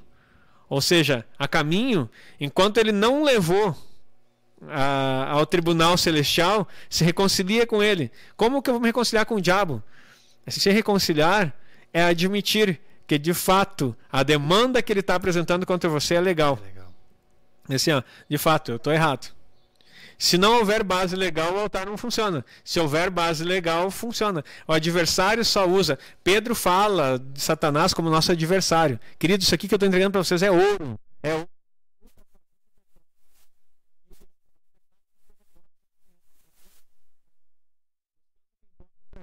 Adversário ao derredor, ele está procurando uma oportunidade legal para te atacar. Ele não pode te atacar. Porque a palavra diz que aqueles que são do Senhor, o maligno não lhes toca. Entretanto, se houver base legal, mesmo tu sendo do Senhor, mesmo estando em Cristo, e essa base legal se chama pecado não confessado, não resolvido, mentira escondida, oculta. O Satanás só pode operar nas trevas, aquilo que é escondido. Então nós temos que vir para a luz. Ande na luz, vocês são filhos da luz, andai na luz. Então, andar na luz é andar em confissão. Confissão não é se auto-amaldiçoar, dizendo eu sou um desgraçado porque eu errei. É no momento em que houver uma coisa errada, você confessar. Aí, se você não confessa aquilo, Satanás, já falamos aqui no Tribunal Celestial, Satanás tem uma demanda contra ti. E aí, o que acontece? Ele vai apresentar no Tribunal Celestial. E aquilo que você pedir para Deus, ele não pode te dar. Porque tem uma demanda legal. Agora eu vou dizer para você, Balaque pediu para Balaão amaldiçoar. Deus disse, não há encantamento contra eles. Aí o que acontece no próximo capítulo, se não me falha a memória, é o 24. Eles fazem, dá um... O povo, sabe o que faz? Se envolve com mulheres do povo amalequita, do povo de Moabe, e começam a se prostituir. E o que acontece? Vem uma desgraça. Não precisou Balaão amaldiçoar. Sim. Já havia todo um sistema de altares edificado contra Israel. Deus disse que contra eles não há encantamento. Deus mandou dizer, não tem como fazer. Sim. Agora o que acontece? Eles abrem uma demanda legal. Ah, mas isso mudou no Novo Testamento pelo sangue de Jesus. Da onde que está escrito isso? Me mostre na Bíblia onde é que está escrito. Não, mas ele disse que ele riscou a cédula, o escrito de dívida que era contra nós. Sabe qual é a dívida que ele riscou? Aquela que tu não podia pagar o preço pela salvação, que ninguém poderia fazer. Isso é a graça. Jesus te possibilitou estar na presença do Pai, abriu o caminho, o véu se rasgou, para que você pudesse estar com ele para sempre, ser salvo e ter vida eterna. Isso que é o escrito que era contra nós. Qual o escrito? A lei? A lei apresentava alguns escritos, mostrava que nós não conseguiríamos. A lei mostra. O fim da lei, Romanos 14, 14. O fim da lei é Cristo, para a justiça de todo aquele que crê. A finalidade da lei é apresentar Cristo, para justificar aquele que crê. Porque antes a lei, ele olhava assim, eu não vou conseguir me justificar. Porque a Bíblia fala, se você errar num ponto, você errou em todos. Então não tem como eu me justificar. Então a finalidade da lei era apresentar Cristo. Vai vir alguém que vai redimir você, que vai apresentar a justiça de Deus. E você vai poder ser aceito, não pelas suas obras, no altar definitivo, aquele que vai verter seu sangue, e pelo sangue de Jesus você vai aplicar. Queridos, acho que tu pode levantar a mão e aceitar Jesus aí, porque isso aqui, maior evangelismo do que esse que eu estou te ensinando hoje, que não existe.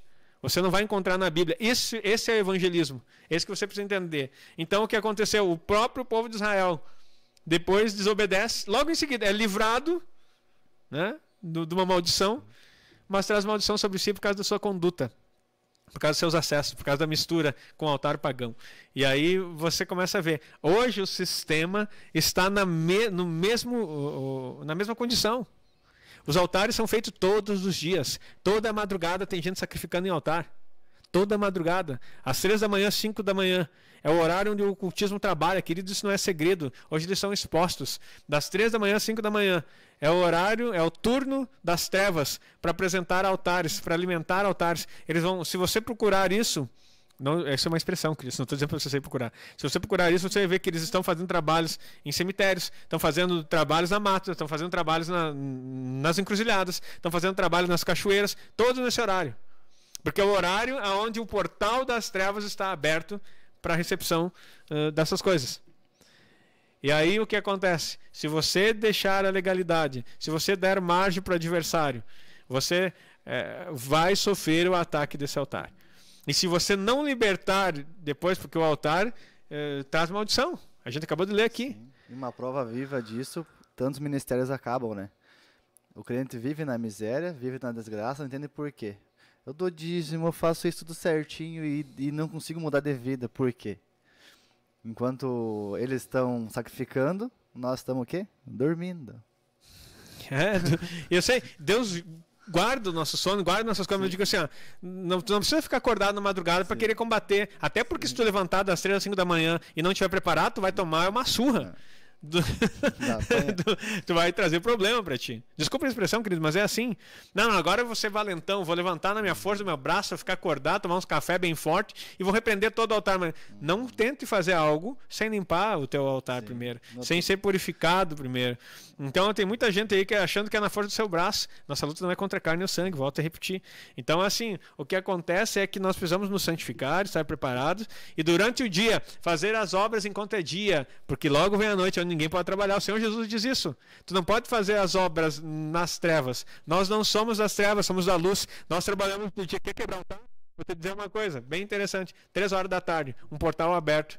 A hora nona, hora de oração, tem lá em Atos. Subiam para o templo Pedro e João e um coxo na porta do templo disse assim, pediu esmola. Daí Pedro disse assim, olha para nós, não temos ouro nem prata, mas o que temos hoje te damos. Levanta e anda em nome de Jesus.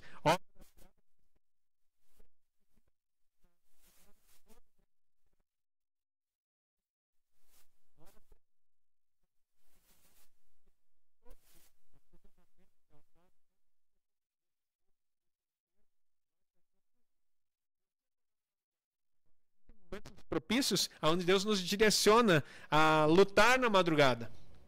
Não estou desmerecendo, mas não faça isso por modinha ou porque você acha que vou fazer às 3 da manhã, às 5 e tu vive uma vida relapso de qualquer forma. Não se brinca com as coisas espirituais. Mas Deus é maior. Deus é maior. Claro que Deus é maior, mas você não.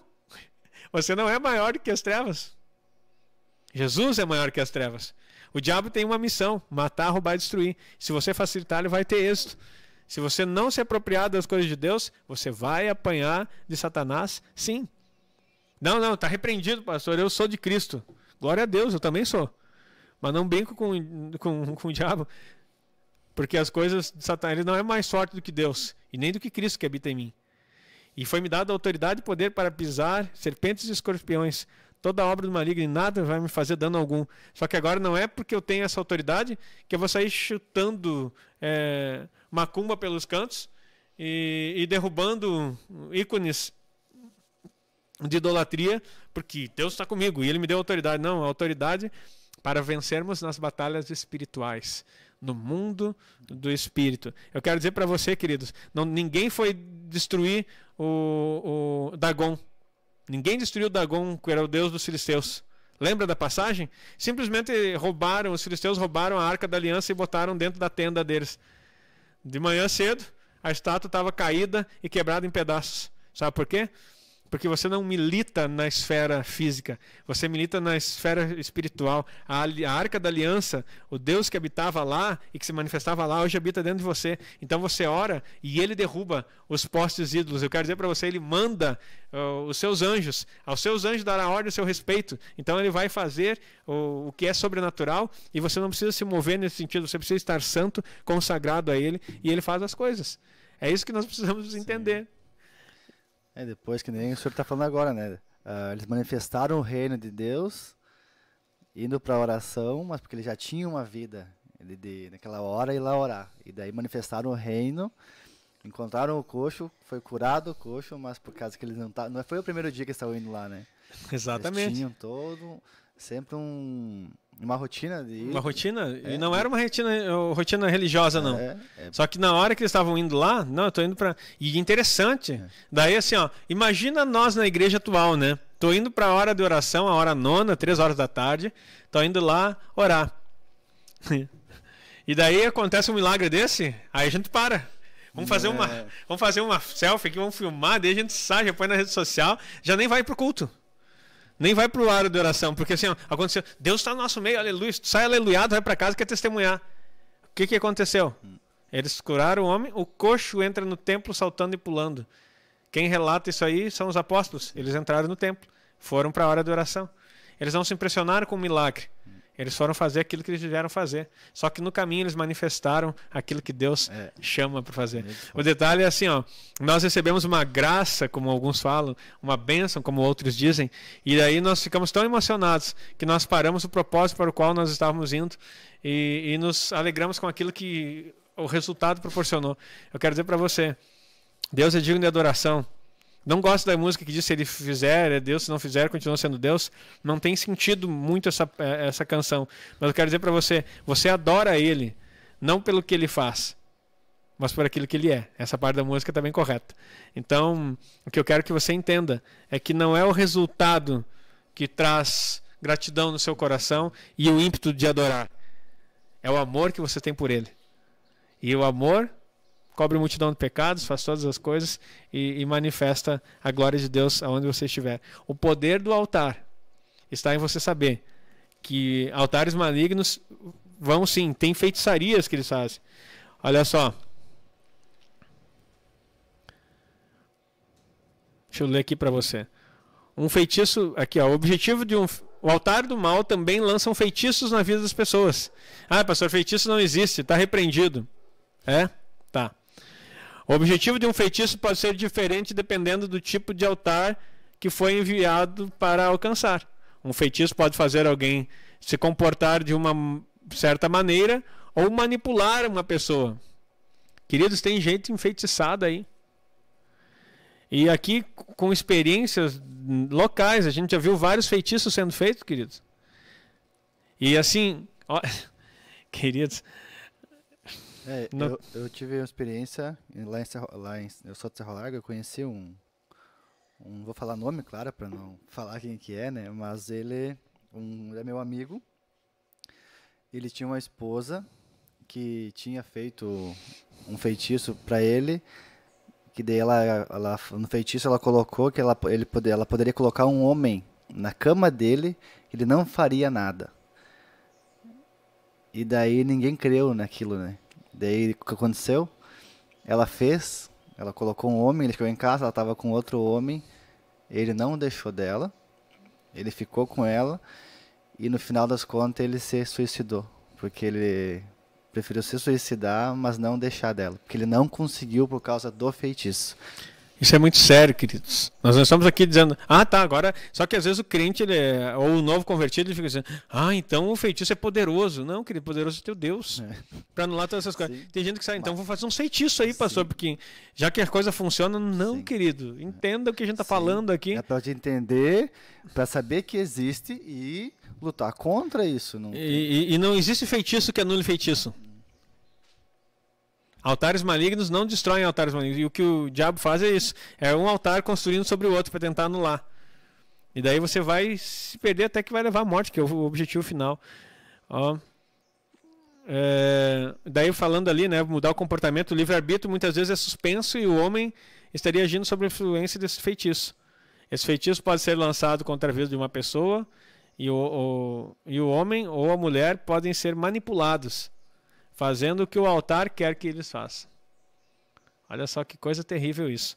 E aí na libertação, às vezes manifesta o demônio, você pergunta e ele conta a história. Foi um feitiço. Foi não sei o que lá. Colocaram teu nome em tal lugar, tal lugar. Altares, queridos, que liberam feitiço. Não tem nada a ver com a nossa conduta, mas é a conduta das trevas. Nós temos que conhecer para poder vencer. Isso aí. Porque nós não vamos fazer altar para competir. O nosso altar já foi organizado. E nós temos o sangue de Jesus. Só que não saia jogando sangue de Jesus aí como se tu... sem entender nada. Por isso que essa explicação de hoje é muito válida. Então... deixa eu ver aqui. O altar vai continuar a manter a pessoa amarrada. O altar colocará a pessoa à parte... e marca a sua vida com uma característica distinguível particular durante toda a vida da pessoa, exceto que o altar do mal seja quebrado. Então, isso vai se perpetuando e passa de geração para geração. E aí as pessoas dizem, não. E outra coisa que às vezes o crente tem medo, queridos, é de se expor, dizer assim, o que vão pensar de mim? Eu sou crente aqui. Eu sou de Jesus. Aí às vezes as pessoas têm discernimento e olham, tem alguma coisa? Tem isso? Não tem nada. Eu já aceitei Jesus, queridos. Tu pode aceitar Jesus, ser salvo, mas não ser liberto. Então, se Deus usar alguém, não é com ninguém que vai botar a mão na tua cabeça, não confunda as coisas. Mas se Deus usar alguém com discernimento para trazer para você uma palavra de conhecimento a respeito do mundo espiritual maligno que está agindo na tua vida, chama teu pastor. Chegue perto de alguém ou a pessoa que está ali, converse e peça libertação. Peça libertação. E deixa que todo demônio saia. Porque às vezes a pessoa pensa que crente não se endemonia. E você precisa entender o que é isso. E acho que vamos encerrar por aqui, para você entender a respeito disso. A pessoa endemoniada é o diabo. Tem a pessoa opressa. Opressão, o que é? O diabo do lado de fora tentando ocupar a tua mente. Então ela causa várias situações de opressão. Usa pessoas, usa a boca de outras pessoas, às vezes da família, às vezes dos crentes da tua igreja. Nem tudo que eles falam é coisa de Deus. Às vezes tem uma palavra que tu fica olhando assim, meu Deus, como é que essa pessoa falou isso? Às vezes até a esposa e o esposo podem ser usados, se não estiverem vigilantes, para trazer uma palavra de destruição contra você. Então a gente tem que vigiar e orar o tempo todo. E daí essas palavras, elas vão querendo ativar você. Isso é opressão. Ativar você na derrota. Nem sei se a palavra é ativar, é bloquear você, melhor dizendo. Então, isso é opressão. E o diabo também fazendo coisas no teu dia a dia, no teu trabalho, coisas assim que tu fica olhando. Pensa aquele dia que diz assim, meu Deus, hoje foi um dia mal. Opressão. Endemoniamento, o que é? É o diabo agindo na tua cabeça. O diabo age na tua cabeça. E aí ele começa a falar na tua mente. E sempre fala com a tua voz. E você acha que é pensamento teu. Característica de endemoniamento já. É o diabo agindo na tua cabeça. Enquanto ele fala, você pode repreender. Enquanto você repete e reproduz, você já está dando espaço para que ele possa agir. E a pessoa endemoniada, ela pode... Olha só uma característica. Uma pessoa endemoniada, às vezes você ora e o maligno derruba ela no chão. E você pode dizer assim, meu Deus, está possessa. Não. Quer ver uma característica que diferencia o endemoniado do possesso? O endemoniado, ele cai no chão, ele pode até falar com voz diferente, sendo crente, queridos, isso pode acontecer. E ele ocupa a mente da pessoa. E aí, se é uma moça ou se é um homem, às vezes ele cai e a calça dá uma baixada ou a blusa levanta, ele ajeita. Ele se ajeita, ele vai dizer assim, tá fingindo. Não, ele sabe, ele tem noção do que está acontecendo, ele não está possesso. Ele não está possesso. Ele tem noção, ele vai se cuidar. É uma moça, ela vai querer se cobrir, se cair em algum lugar assim, mesmo tu expulsando o demônio, queridos. E tu vai olhar assim, isso é uma característica de endemoniamento. Agora, possessão demoníaca, voz, olho virado, voz totalmente distorcida, força sobrenatural, isso é possessão. E certamente o corpo apresenta algumas situações. Pode até virar o corpo ao contrário, andar virado, essas coisas assim. Parece um filme de terror, né? Quando eu era adolescente assisti isso, depois me libertei. Mas é bem essas características. Possessão demoníaca. O que é? O diabo toma conta do corpo e da mente da pessoa. Quando ela é liberta, ela não lembra do que aconteceu. O endemoniado, ele sabe o que aconteceu e fica com vergonha. Às vezes a pessoa expulsa o demônio dela e ela fica com tanta vergonha do que fez que ela não volta na igreja de novo. Do que ela lembra. O possesso não sabe o que aconteceu. Está entendendo o que é isso aí? Temos que trabalhar nessas áreas de libertação para ter entendimento. Então, aí nós vencemos. Então, isso precisa ser muito claro na vida da igreja. Para que você consiga... Eu não estou dizendo agora, queridos, que você vai ficar possesso aí. Possesso não, vai ficar endemoniado. Mas não dê margem. O endemoniado empresta a boca para o maligno. Lembra de Pedro, para encerrar aqui, ó. Lembra de Pedro? Diz para Jesus, quando ele fala da crucificação, chama Jesus à parte assim, ó. Não tenha dó de ti mesmo, não faça isso. E Jesus olha para ele assim, a parte de mim, Satanás. Apesar de que algumas pessoas querem teologizar nisso aí, dizer que não é bem assim, que Jesus quis repreender ele como adversário. Não. Chamou ele de Satanás, né? Mandou sair. Era Satanás na mente de Pedro tentando frustrar o plano. Porque ele precisa de uma boca para poder até mesmo falar. Todo espírito precisa de um corpo na terra para poder agir. Então Jesus repreendeu ali. Sim. É a audácia do diabo, né? Usar Pedro, próximo de Jesus, falou na boca dele com Jesus, e as pessoas acham que o crente não vai se endemoniar, né? Então é isso que a gente precisa entender. Para não se endemoniar, nós temos que tirar toda a legalidade das coisas que nós falamos. Então, queridos, eu espero que esse estudo, ficou um estudo aqui, esse tempo de café, o pastor tenha abençoado sua vida. Eu quero orar com você e que você não perca o próximo episódio aqui, onde nós vamos falar sobre a importância do sacrifício. Porque há pessoas que dizem que todo sacrifício é só em Cristo. Então a pessoa não leu a Bíblia. Porque a Bíblia fala sobre vários sacrifícios. E nós vamos falar sobre eles novamente. Eu já falei aqui, mas eu vou falar da importância, o poder do sacrifício que ele pode fazer. E aí nós vamos aprender mais. Depois nós vamos falar ainda sobre... Já vou dar aqui um longo, vamos dizer assim, um programa longo aí. A gente pode falar a respeito do poder do louvor. O poder do louvor. Porque que as pessoas não entendem isso.